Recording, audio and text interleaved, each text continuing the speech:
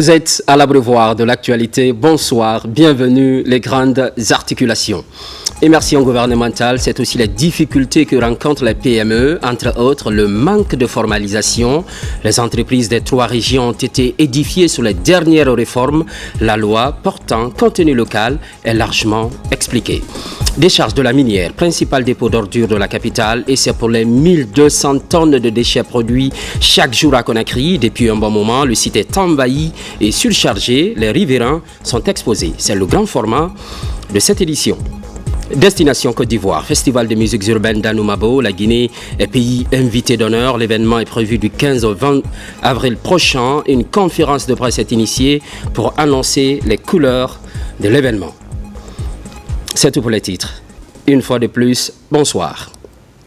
Le nouveau représentant du PNUD à la rencontre du président du CNT pour sa première visite au Conseil national de la transition, il fait savoir ses nouvelles orientations et réaffirme en même temps son engagement à soutenir le développement socio-économique de la Guinée. Robert Siditolno, compte rendu.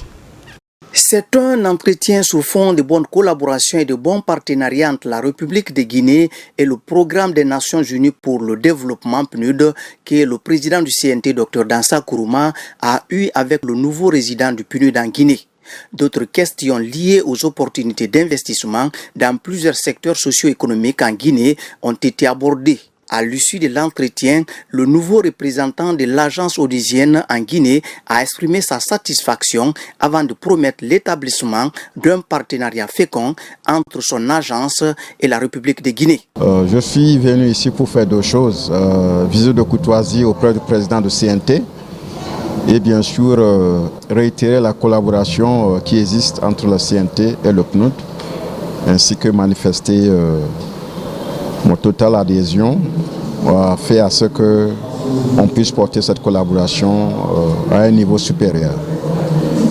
Deuxième objectif, on a un projet en commun qui le président aussi s'est réjoui de cette collaboration réussite et bien sûr comme un homme d'État guinéen aussi, il espère vraiment que cette collaboration puisse être améliorée et portée aussi à un niveau plus supérieur que ce que nous avions déjà. Depuis 1973, le Programme des Nations Unies pour le développement accompagne le gouvernement guinéen dans la mise en œuvre des activités pour le développement économique et social. Dans le but de renforcer cet appui, Dr Dansa Kourouma a, au nom de son institution, appelé le nouveau représentant du PNUD en Guinée à accompagner activement le pays dans sa mise en œuvre des stratégies d'investissement, en particulier dans le domaine de l'éducation, la santé, la bonne gouvernance, ainsi que dans l'amélioration des conditions de vie des populations à la base. La mission du FMI au palais de la Colombe chez le Premier ministre, chef du gouvernement, elle est introduite par le ministre de l'économie et des finances. Le renforcement du partenariat est évoqué. La mission promet d'œuvrer aux côtés de la Guinée pour son développement. Après les échanges, des questions sont soulevées. Réaction au micro de Ousmane Bangoura. La mission a présenté au Premier ministre chef du gouvernement les actions préalables qui sont nécessaires à la réalisation de ce programme, parmi lesquelles il y a des actions importantes qui concernent la mise en œuvre du prix de référence de la bauxite, parmi lesquelles nous pouvons citer également l'établissement d'un calendrier pour le recouvrement des arriérés de dettes fiscales. Et donc globalement, c'était une retrouvaille d'orientation et qui pourra nous permettre de mener des discussions les plus saines à l'effet, en tout cas, de finaliser définitivement ce programme. L'idéal, c'est de le présenter au plus tard, au 1er mai, en conseil d'administration du FMI, après lequel nous aurons le résultat éventuel d'une conclusion de ce programme, qui va être dans une optique triennale de 3 ans et qui va aboutir à une facilité élargie de crédit. Et donc avec des revues trimestrielles ou semestrielles selon les discussions et selon les conclusions qui seront mentionnées dans les mémorandums de politique économique. Et potentiellement, le dit programme va intégrer des aspects environnementaux et ce qui permettra aussi au pays d'aller vers aussi un appui au titre de la facilité de résilience et de durabilité et qui permettra aussi au pays donc de bénéficier là aussi des décaissements non moins importants et qui viendront donc en appui de ces efforts sur l'équilibre de la balance de paiement. La délégation du FMI est ensuite reçue au ministère de l'économie et des finances, occasion pour le patron de présenter la note sur le récent progrès économique de la Guinée. Les négociations se poursuivent également. Elles pourront déboucher sur un nouveau programme économique et financier avec la facilité élargie de crédit. Mamadi Gassama. La Guinée, dans la perspective d'un nouveau programme économique et financier appuyé par la facilité élargie de crédit. Pour y parvenir, elle est appelée à répondre à un certain nombre d'actions préalables, d'où cette rencontre de négociations avec les autorités guinéennes et la mission du Fonds monétaire international. C'est le troisième programme économique et financier que la Guinée ambitionne mettre en place.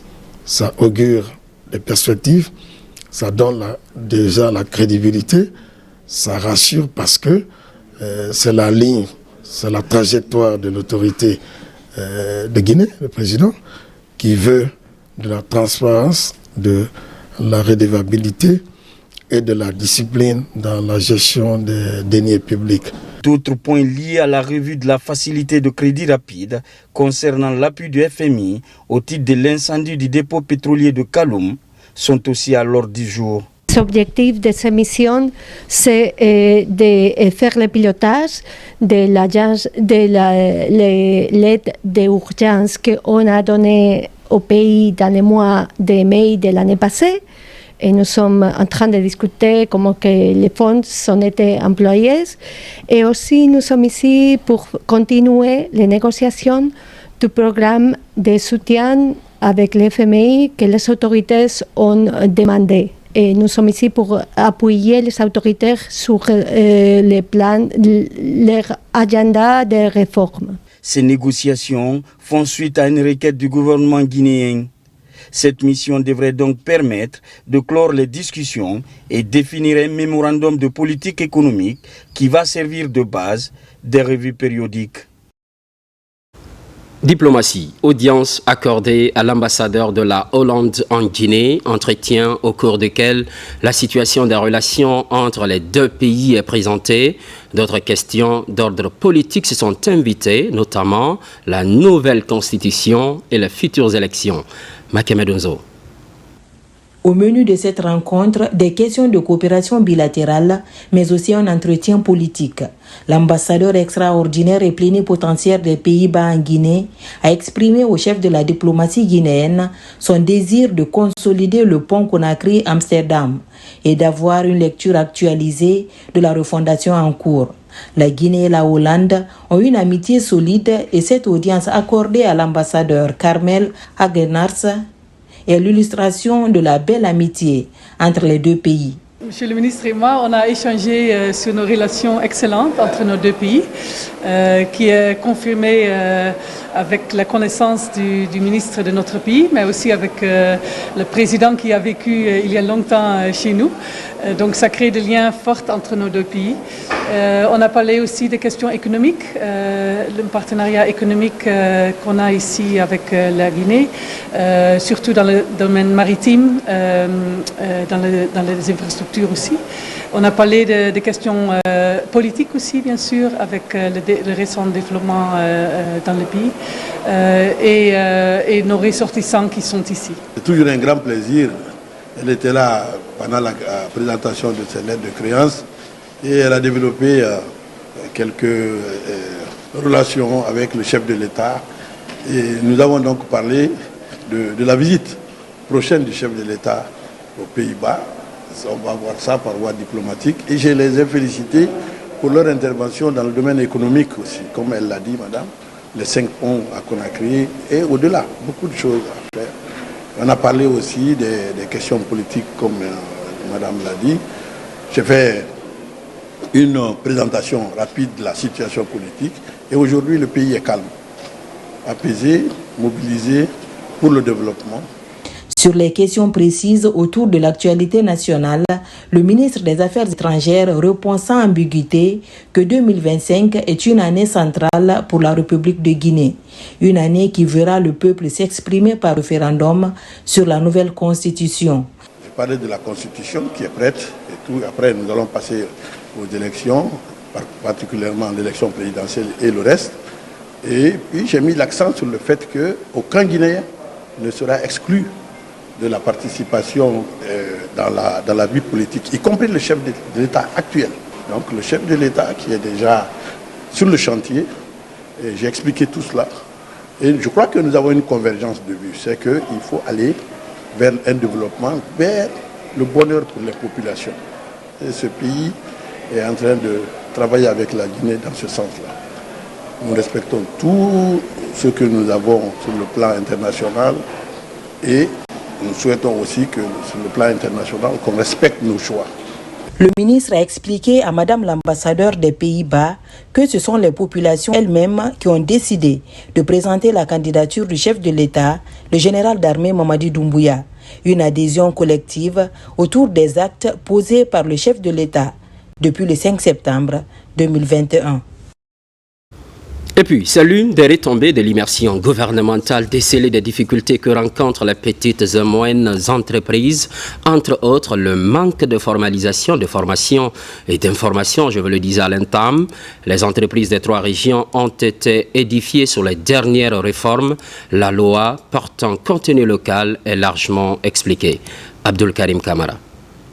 Dans l'arrière-pays, l'apport des entreprises, notamment les PME, à l'économie nationale est non négligeable. Dans un élan de refondation, le ministère du Commerce, Industrie et PME mène aujourd'hui un combat qui trace les sillons de leur épanouissement. Les entreprises de toutes les préfectures sillonnées par l'équipe de l'immersion gouvernementale ont été édifiées sur comment rompre avec l'amateurisme et le pilotage à vue. Nous avons eu le privilège avec notre ministre Dr Diaka Sidibé, la ministre du Commerce, de venir s'enquérir des réalités sur le terrain, être très proche de notre cible, les PME. Le problème de ces PME aujourd'hui, c'est d'abord l'accompagnement. Donc on a essayé de leur dire on ne peut pas aller individuellement. Il faut qu'ils arrivent à se structurer et à se formaliser. Face à ces PME, l'équipe de l'immersion du ministère du Commerce, Industrie et PME s'est aussi prêtée à un exercice de vulgarisation doublé de sensibilisation sur la loi portant contenu local. Mais au cœur de toutes ces rencontres, l'accent est mis sur la compétitivité à travers la qualité. Et ils ont beaucoup élucidé sur le contenu local et tous les avantages pour nous, les entrepreneurs à la base. Donc cela nous motive de plus de prendre notre destin en main et de donner à fond ce que nous sommes en train de faire dans nos entreprises, dans nos PME. Dans chaque ville, le constat révèle que ces entreprises ne sont pas informées sur les réformes engagées devant leur permettre d'être performantes. Les mesures d'accompagnement du département, déjà, c'est l'accès à l'information qui se fait à travers ces différentes campagnes de sensibilisation par la Direction nationale des PME du contenu local et aussi des formations aujourd'hui qu'on peut offrir à ces PME afin de s'épanouir dans leur secteur d'activité et aussi des accompagnements financiers qui sont au niveau du fonds de développement industriel et des PME qui sont disponibles au niveau du département. L'équipe de l'immersion n'a pas manqué de rappeler à ces PME de remonter désormais leurs problèmes au service déconcentré du ministère du Commerce, Industrie et PME qui, à leur tour, doivent agir en synergie. Pendant ce temps, à Mandjana, un ouvrage de franchissement vient d'être inauguré. L'accès au marché devient de plus en plus facile. Le désenclavement se renforce. Les populations bénéficiaires manifestent leur reconnaissance.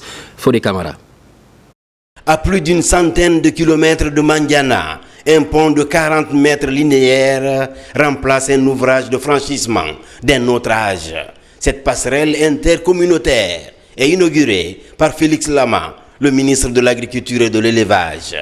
Un ouvrage qui vient faciliter l'accès au périmètre de production pour rapprocher les circuits de commercialisation. Quand on sait les difficultés que ces populations avaient avant la réalisation de ce pont, nous ne pouvons que nous en réjouir et féliciter le président de la République, chef de l'État, qui a instruit que nous faisions en sorte que toutes les populations au niveau rural bénéficient aussi des retombées de la gestion et de sa gouvernance. Et c'est pourquoi nous sommes ici aujourd'hui à plus de 900 km de Conakry pour toucher du doigt les réalités et enfin inaugurer ce pont de 40 mètres linéaires qui est un véritable ouf de soulagement parce qu'avant les populations traversaient sur des ponts de fortune en bois avec tout le risque que cela pouvait représenter pour leur sécurité, pour leur vie.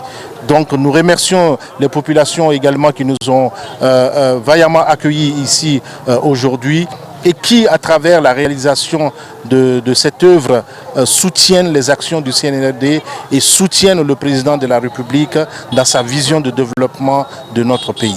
Ce pont offre une vue panoramique sur une plaine de près de 500 hectares.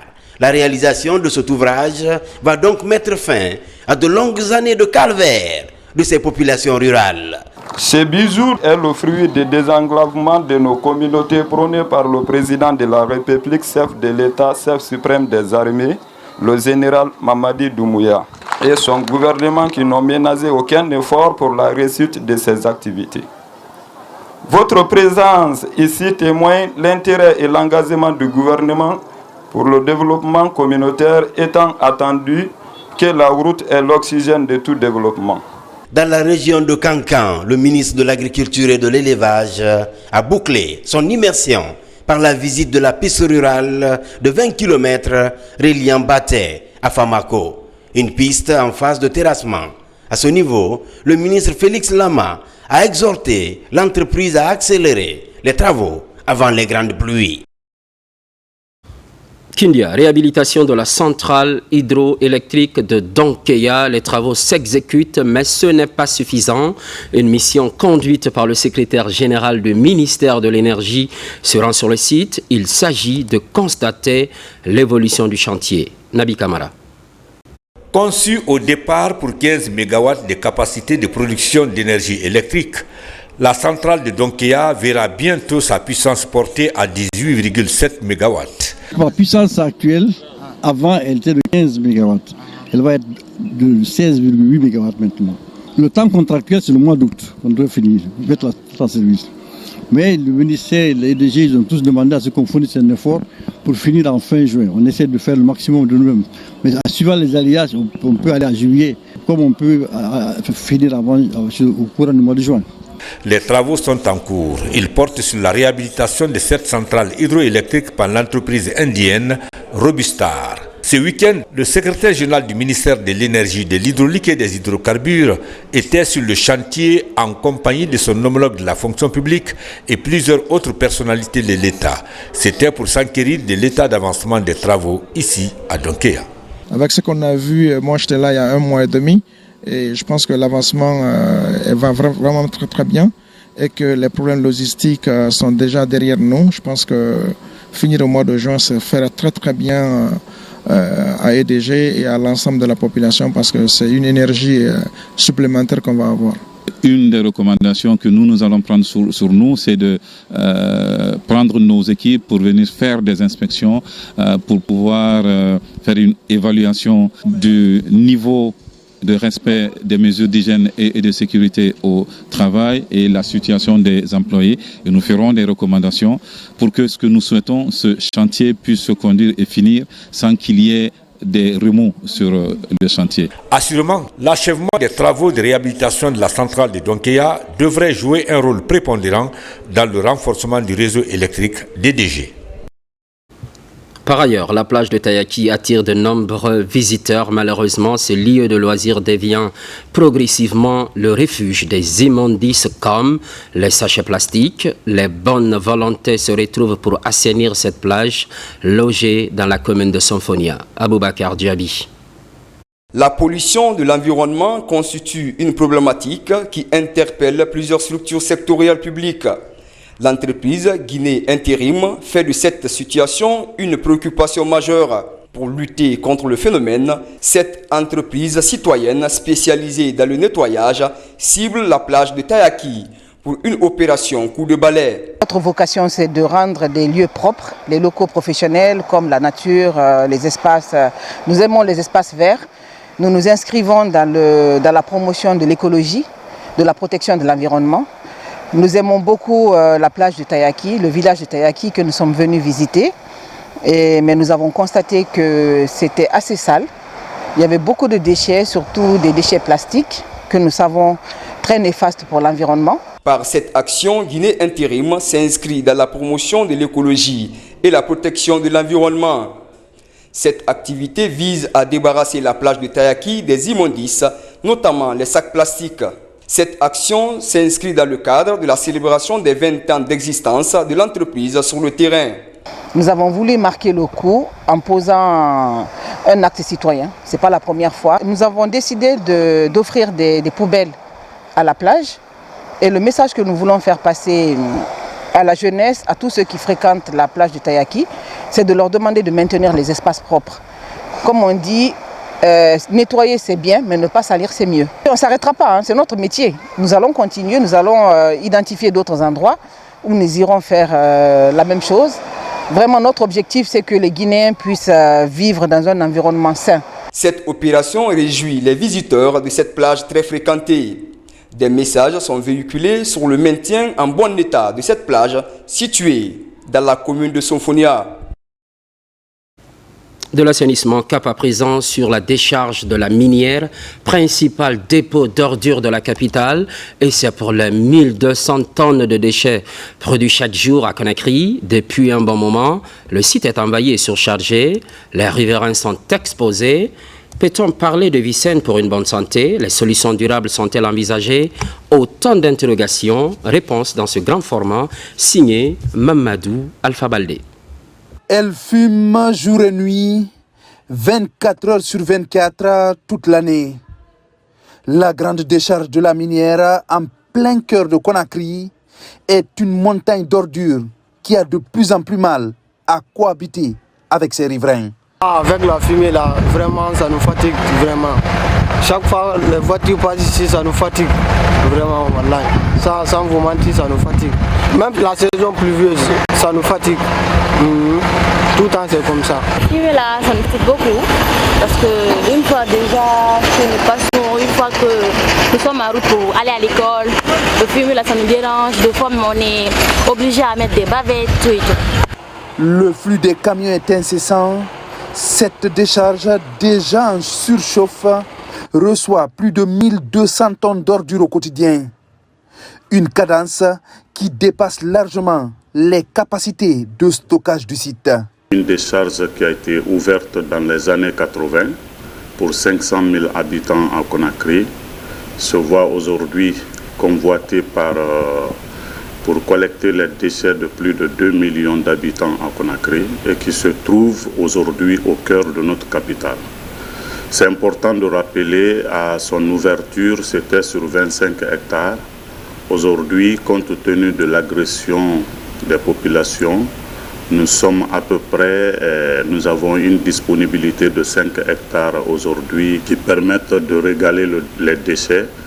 Et il faut aussi rappeler que plus de 1200 tonnes de déchets rentrent tous les jours sur les 5 hectares. Donc ce qui veut dire qu'on a peu de surface pour une quantité importante de déchets qui rentrent. Habiter auprès d'une telle décharge n'est pas sans risque. Les formes de pollution sont nombreuses et les risques sanitaires réels. Les fumées émanent de la décharge continuellement. Donc là, les populations sont exposées aux effets néfastes de ces fumées. Par exemple, les maladies respiratoires, les maladies cancérigènes. Parce que, comme vous le savez, on en a toujours parlé, il y a les polluants organiques persistants, c'est-à-dire les dioxines et furans qui sont émanés à partir de ces fumées. Donc, les femmes qui allaitent les enfants sont exposés à cela. C'est pendant quand on parle des émanations des fumées. Et maintenant, si c'est pendant l'hivernage, ou même si ce n'est pas pendant l'hivernage, les lixiviats ne sont pas récupérés. Donc, ces lixiviats aussi qui ne sont pas traités. Il y a les puits qui avoisinent la décharge de la minière. Il y a une pollution verticale par rapport à la profondeur et une pollution horizontale. Donc là aussi, les eaux sont contaminées et là, je crois que c'est important de revoir tout ça, faire les analyses des puits pour voir s'il n'y a pas de coliformes fécaux, parce qu'il y a les toilettes qui sont à côté. Je peux vous dire qu'il y a assez de risques par rapport à cette décharge. Aujourd'hui, la délocalisation du site est un impératif. La construction d'une nouvelle décharge est dans les tuyaux. Les études et le budget déjà finalisés. La solution alternative durable qu'on a trouvée, c'est de créer un centre d'enfouissement technique loin de la ville de Conakry, qui est à plus de 60 km de Conakry à Kouria. Donc le financement est entièrement mobilisé, le projet, l'unité de gestion, la CSP, la cellule de suivi de gestion de projet, est mise en place, les phases administratives de démarrage sont en cours. Il y a une assistance technique à maîtrise d'ouvrage qui est recrutée pour la construction de ce centre d'enfouissement technique.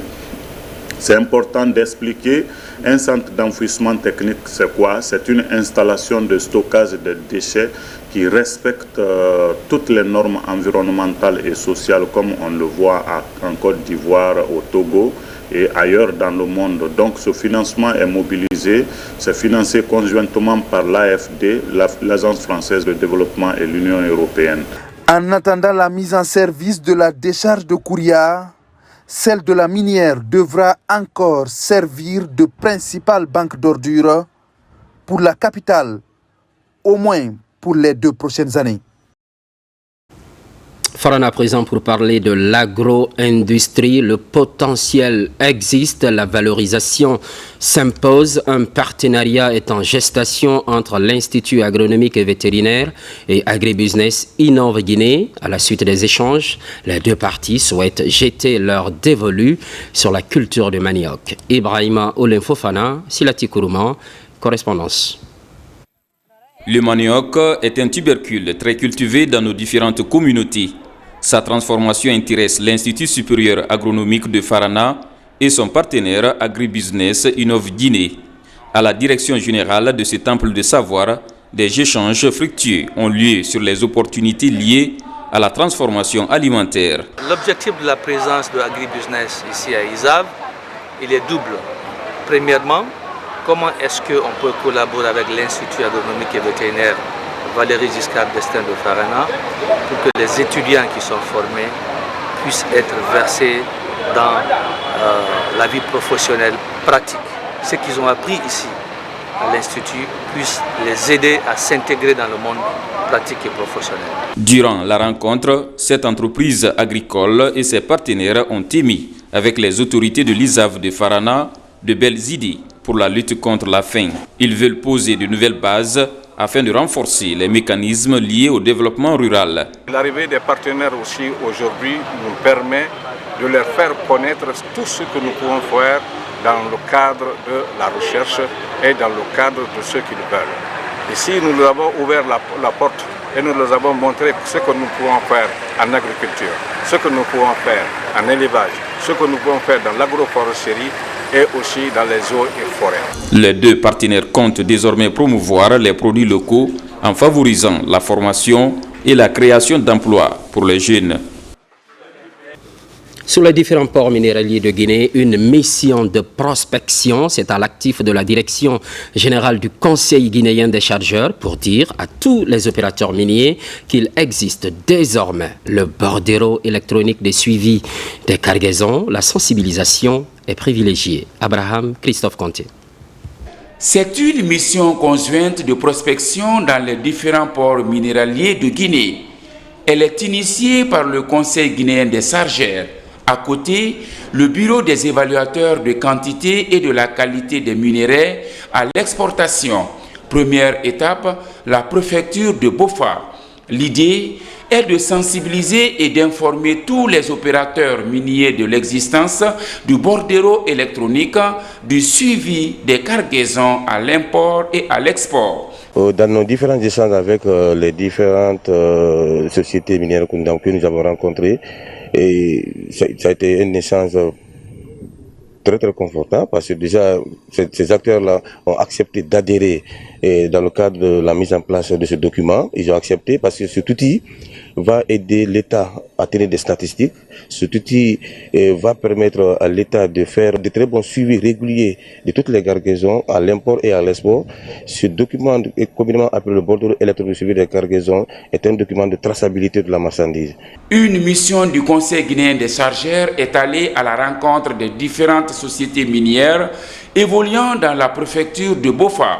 Ils ont échangé avec la Direction générale des douanes et le BEQQ en vue de mettre en place un système rapproché de l'émission de BESC sur les marchandises à l'import et à l'export. Le BEQQ a pour rôle principal dans cette collaboration la mise à disposition des cargaisons exportées. Le BEQQ a des agents formés qui vont dans les navires, qui évaluent les cargaisons dans les bateaux et met ces statistiques à la disposition du Conseil guinéen des chargeurs pour lui permettre d'émettre le bordereau de suivi de cargaison. Ce que je peux ajouter comme recommandation, c'est de nous permettre d'avoir des outils nécessaires pour mieux contrôler ce bordereau électronique de suivi des cargaisons. L'émission et la gestion du bordereau électronique de suivi des cargaisons sont concédées au Conseil guinéen des chargeurs pour leur application. Cela permet à l'État d'avoir un regard sur le transport des minerais à l'international. Sur tout autre plan, renforcement des actions civilo-militaires, la directrice générale des pensions militaires participe à la 7e édition d'Arcom Awards Guinée. En tant qu'ambassadrice de cet événement, elle est accompagnée par des officiers supérieurs.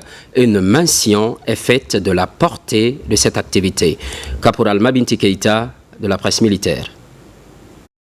La directrice générale des pensions militaires et anciens combattants est ambassadrice de cette 7e édition de Arcom Merit Awards Guinée. Cette activité intervient après la formation de 40 personnels militaires et civils. Une action qui s'inscrit dans le cadre des relations civilo-militaires. Le thème de cette année, célébrons l'excellence, inspirons l'avenir, illustre parfaitement notre engagement envers la reconnaissance du mérite et de l'innovation. Honorée par cette marque de confiance, la générale Fatoumata Yari Silla salue cette initiative et remercie la hiérarchie militaire qui a facilité cette collaboration depuis des années. Un sentiment de joie, de satisfaction et surtout de bonheur quand je vois tout ce que la directrice générale des pensions militaires est en train de faire, surtout une telle activité, ça ne fait que me réjouir. Cet événement représente une occasion précieuse de célébrer l'excellence et l'engagement de ceux qui œuvrent inlassablement pour le développement de notre pays. Les Arcom Merit Awards sont bien plus qu'une simple distinction. Ils illustrent notre détermination collective à reconnaître et à valoriser les initiatives remarquables dans divers domaines. Cette cérémonie a été rehaussée par la présence de plusieurs officiers supérieurs de l'armée guinéenne. La remise des satisfecits aux bénéficiaires de la formation axée sur la santé et sécurité au travail est prévue cette semaine. Enfance à Manjana, commune rurale de Koundjan, désormais une ambulance médicalisée est disponible grâce aux fils ressortissants de la contrée de Sakodougou. Ce matériel sanitaire devra faciliter les missions de premier secours dans la zone, un appui pour les formations sanitaires et services d'incendie. Djamokaba. À Manjana, la contrée de Sakodougou a désormais une ambulance médicalisée. Le cri du cœur pour assurer convenablement le transport sanitaire public en milieu rural a été attendu. Cet appui de la diaspora guinéenne en Europe a un double enjeu: répondre aux besoins des communautés et appuyer la refondation de l'État dans la commune rurale de Koundjan. Ce qui nous a poussé pour faire ces dons-là, toujours quand on vient ici, on remarque nos mamans, nos frères et nos parents. Ils ont beaucoup de souffrance pour le déplacement. Surtout les femmes qui sont en état de famille. Je tiens à saluer solennellement cette initiative des braves fils et filles de Koundjan qui se sont mobilisés pour répondre aux besoins de leur communauté. Votre générosité et votre dévouement sont des exemples à suivre.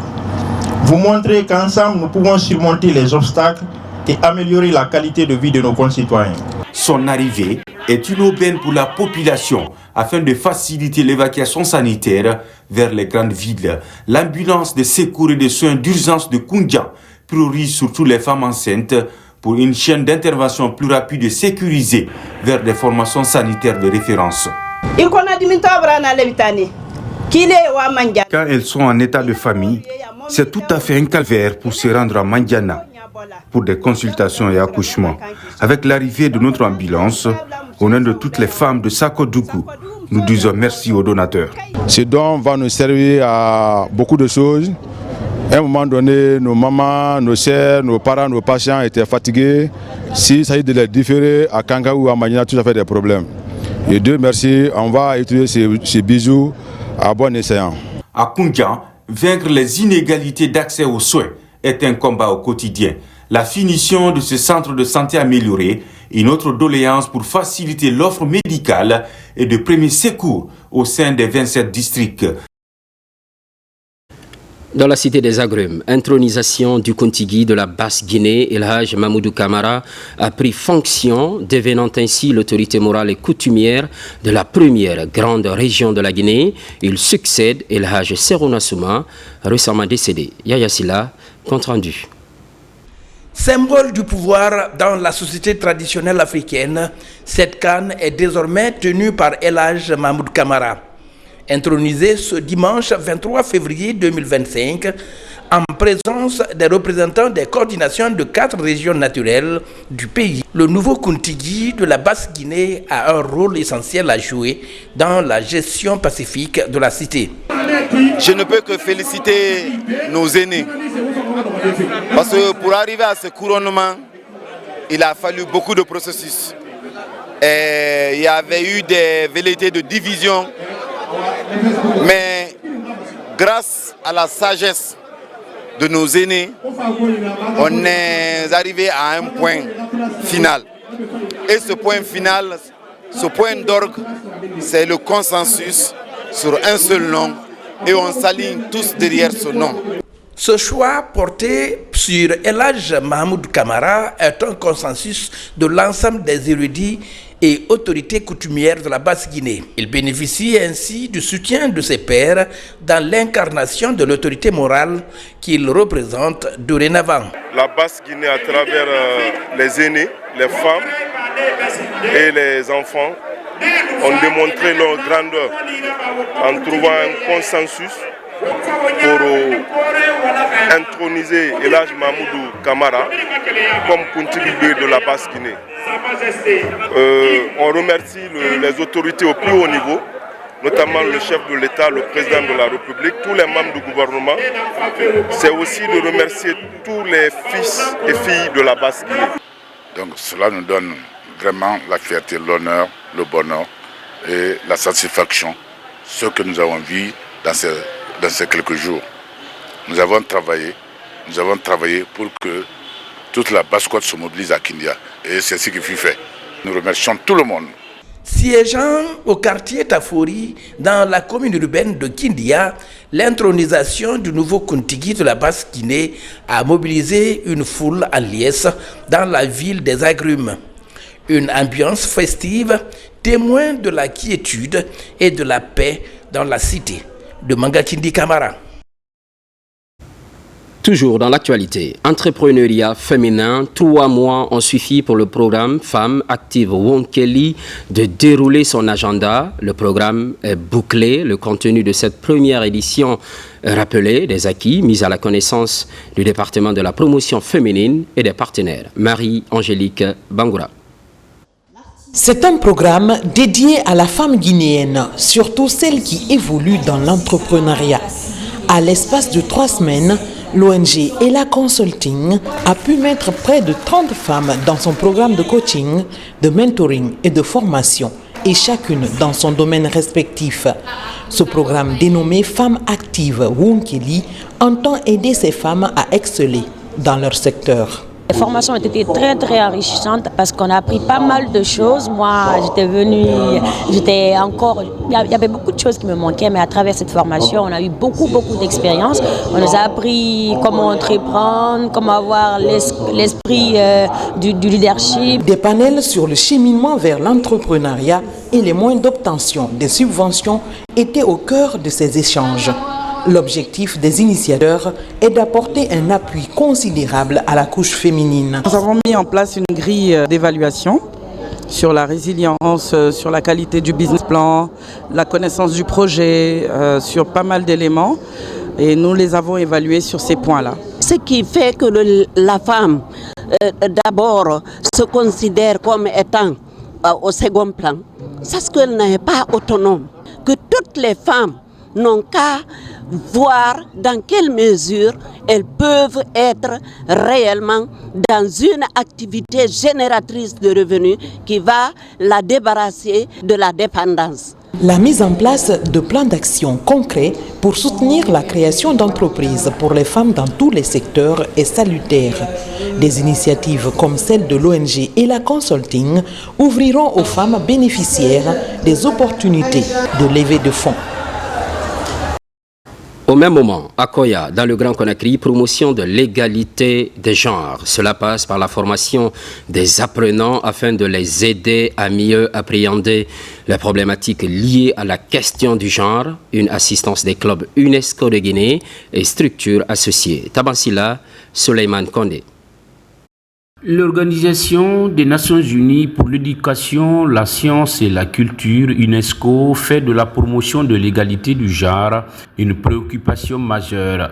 C'est pourquoi les clubs UNESCO de Guinée et autres structures associées s'engagent à renforcer la capacité des apprenants autour de leurs droits et devoirs face à la problématique. L'un des mécanismes de cette promotion de l'égalité des genres, c'est justement une épreuve de renforcement des capacités.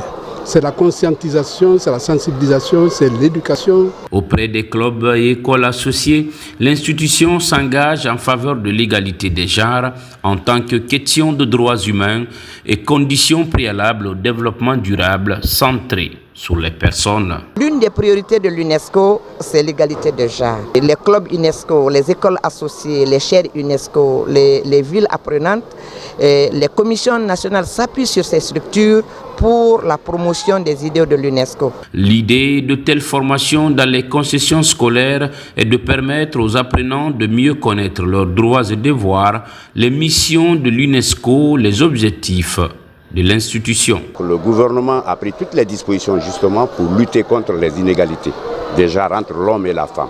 C'est l'équité maintenant, même au niveau du gouvernement, au sein même du gouvernement. Donc cela prouve à suffisance que nous sommes en train vraiment de lutter contre l'inégalité.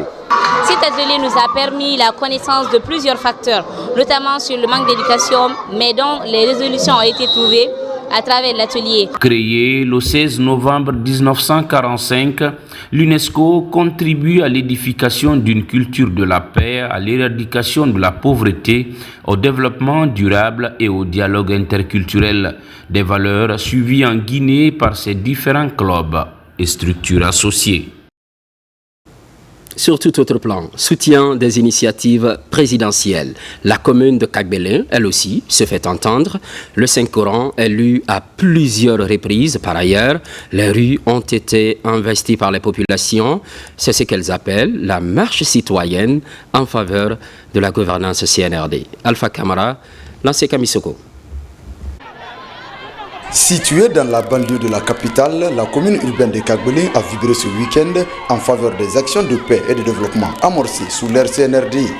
À travers ce carnaval géant, allant de la T10 à Ansoumania Terrain, les populations de cette nouvelle commune manifestent leur soutien total au président de la République, le général d'armée Mamadi Doumbouya. Vous-même, vous voyez la population de Kagbélin qui est sortie massivement pour dire merci au général Mamadi Doumbouya. Toute la population est sortie pour dire merci au monsieur le président de la République. Donc tout le monde est avec lui et nous allons l'accompagner jusqu'à là où il veut rentrer. Je trouve que Kagbélin est mobilisé comme jamais pour venir dire merci au président de la République, chef de l'État, pour avoir érigé Kagbélin en commune urbaine. Aujourd'hui, le maire qui est là reste dans l'histoire de Kagbélin. Nous venons, n'est-ce pas, soutenir Kagbelen dans cette dynamique. Nouvellement érigée comme l'une des 13 communes de la capitale, l'image de Kagbelen a positivement changé depuis l'avènement du CNRD au pouvoir. Cette marche citoyenne est donc l'expression de la reconnaissance et du soutien renouvelé des populations aux idéaux de développement enclenchés par la gouvernance CNRD. Nous ne sommes pas réunis ici aujourd'hui pour un discours programmatique, ni stratégique, ni politique, mais pour exprimer notre profonde gratitude et un soutien indéfectible aux idéaux de son Excellence, le Président de la République, chef de l'État, chef suprême des armées, le général Mamadi Doumbouya. Quand la population accompagne son président, quand la population accompagne son maire, quand la population accompagne son représentant, on le sent par la mobilisation. Nous lui disons merci parce qu'il a rapproché les administrés de l'administration. À la veille de cette marche citoyenne, les autorités coutumières de Kagbelen ont aussi organisé une cérémonie de lecture du Saint-Coran. À cette occasion, des prières et bénédictions ont été formulées pour le président de la République et pour le développement de la Guinée. Religion Dinguiraye, 8e édition de la Ziara, un rituel dans la ville sainte. Cette fois-ci, les érudits sont venus de divers horizons, 4 jours de retraite religieuse. C'est l'objectif, prier pour la quiétude sociale. Alpha Isiagaba. À Dinguiraye s'est déroulé la Ziara Lidoubé de la cité de El Hadj Oumar Talla. L'événement réunit tous les grands érudits du pays, chapelet, Coran en main. Les religieux font des prières pour le repos de l'âme de leurs divanciers. Lisent le Coran pendant un certain nombre de jours, les hadiths, les cantiques religieux, pour demander la grâce du bon Dieu afin que la paix soit entre nous. À cette Ziara Lidoubé de la ville sainte de Dinguiraye, les initiateurs ont aussi prié pour la paix et la quiétude sociale. C'est ce qui cadre avec la vision de la refondation prônée par le CNRD. Les communautés guinéennes venues de tous les horizons, avec toutes les confréries ou les 3 groupes sociaux de Dinguiraye, accompagnant cette prière pour Dinguiraye d'une manière singulière et pour la Guinée d'une manière générale, on ne peut être que content. Les doigts ont été formulés pour la paix, la prospérité et le respect. Ça s'est bien passé. Cette Ziara de 2025 est à sa 8e édition. Elle est hautement soutenue par les pouvoirs publics. C'est une tradition, cette Ziara, qui, ma foi, a été une réussite parce que les lectures portent sur la paix en Guinée, sur la santé et la prospérité de tous les fils et de toutes les filles. À leur tête, le général Mamadi Doumbouya qui préside aujourd'hui aux destinées de notre pays. À cette Ziara Lidoubé de Dinguiraye, des délégations sont venues de tous les horizons pour partager ce moment de prière et de bénédiction. La cérémonie religieuse s'est déroulée pendant 4 jours ici, dans la préfecture de Dinguiraye. Promotion de l'islam, la mosquée Djarankeya, l'une des plus vieilles de Dixine-Port, reconstruite, équipée par la communauté. L'inauguration mobilise plusieurs personnalités d'ici et d'ailleurs. Marwan Kamara. Implantée dans le quartier Dixine-Port 1 depuis 1920, cette maison de Dieu est reconstruite et équipée grâce à la contribution de la communauté musulmane de Dixine et autres bonnes volontés. Une infrastructure religieuse qui répond désormais aux défis du moment et aux attentes des fidèles de cette localité. Elle est officiellement inaugurée pour permettre aux musulmans de s'acquitter convenablement de leurs devoirs religieux. C'est le moment solennel d'avoir une pensée pieuse pour nos devanciers qui ont eu cette initiative de créer cet espace de prière, d'éducation et d'enseignement de Saint-Coran. Une démarche pour propager l'islam et son prophète. Nous venons de loin. C'est l'effort conjugué de tous les frères, de toutes les communautés de Dixine et d'ailleurs. Ils se sont donné la main depuis le début des travaux de cette reconstruction jusqu'à aujourd'hui. Construite en R+1, ce lieu de culte a une capacité d'accueil de près de 1200 fidèles. un acte religieux qui rentre dans le cadre de l'épanouissement de l'islam et le développement de la commune de Dixine. Aujourd'hui, c'est par la grâce de Dieu et le courage de tout un chacun que nous avons pu voir cette Bissou nous remettre aujourd'hui la clé de tous les musulmans guinéens. Alors ça s'est fait au temps de notre général Mamadi Doumbouya.